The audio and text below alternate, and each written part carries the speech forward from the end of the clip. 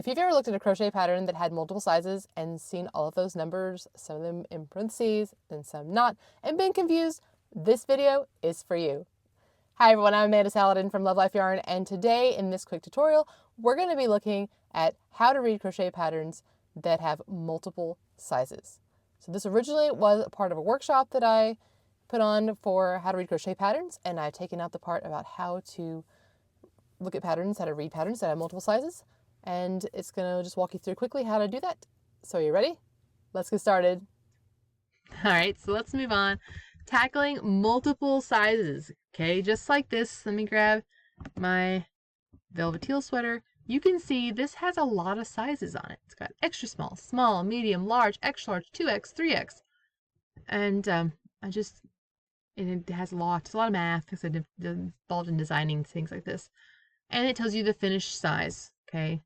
Now, for me, I made the extra large for myself because I'm not thin after having 4 children. And so I wanted it extra large. And I also wanted it to be loose. It's meant to be something that has a lot of ease. You can see it's very just flowy. Now I'm designing more garments that are meant for curves. So oversized or flattering to curves and stuff. So I made this one. So you can see right here is where it is. And so what you would want to do is note that position. Either you're the one before parentheses or you're in these that are after the parentheses. So this one is always 1, 2, 3, 4, the 4th spot inside the parentheses.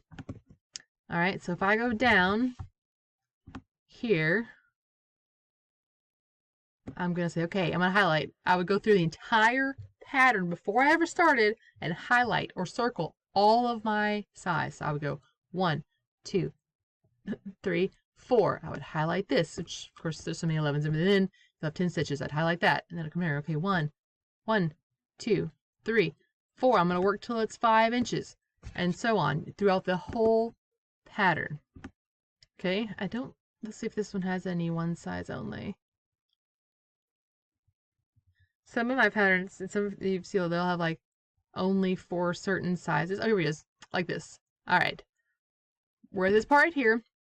And you can see these instructions are only for extra small, medium, large, and 2 extra large.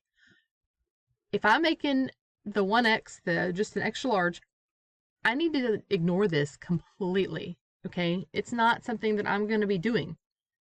My size isn't on there. I'm going to look at this. Okay, so if you have it on paper, just mark that out, or if you don't want to write on your pattern, or to mark it out, you might want to make it later, just kind of cover it up or something with the Post-it and don't look at that part. What I'm making, go down just a little bit, is right here, but look, my parentheses, where my position has changed. You see there's not like all those things listed out anymore. Now I know that I'm the first one just on this section, okay, because we go back to all sizes here. You can see all sizes. So I would do this right here, and I would be this one. So I'm going to repeat round 2, 1 through 9, and then on round 10, I do this, and I'm going to have 40 stitches because my position moved. And then I'm going to repeat these rounds 4 more times for a total of 32. It was the sleeve, like it's decreasing down. And sometimes as a designer, you have a lot of stitches to get down from like a large upper arm to a thinner wrist. You don't want the wrist portion to be like, huge. And so you have to change how frequently you decrease. And that's why you would have like different instructions like this. So like this one's every 9 rounds for these other ones. And this one's every 10. So it had to change for the math to work out. So I would ignore the first part and then look at this part and then move on to the all sizes. Okay, that's how you look at multiple sizes. So really, really, if you had to do this, read through your pattern carefully first and note anything like this. Okay, and where your position changes, because that's really, really important. All right, guys, hopefully this quick overview has shown you how to read patterns in multiple sizes, and that you go through and make sure you carefully look at all the instructions for your size, and that you highlight or circle the size that you're making, because it can get confusing and you can forget like what position your size is in. This pattern that I showed you is one of my older patterns, and I only designed it up to 3X. And now I do extra small through 5XL, and so there are 9 sizes, so it gets pretty tricky when you're looking at 9 different numbers.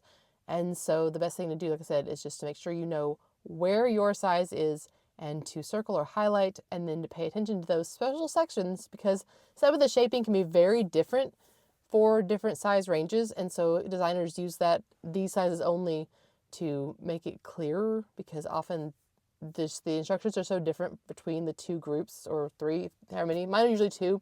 I find that maybe this particular set of directions only works for these sizes, and then the other sizes need more information. So just keep that in mind. Always check the areas to see what size it says it's being made for, if it's a special section, and you'll be well on your way to reading crochet patterns like a pro. Thanks for watching. I'll see you next time.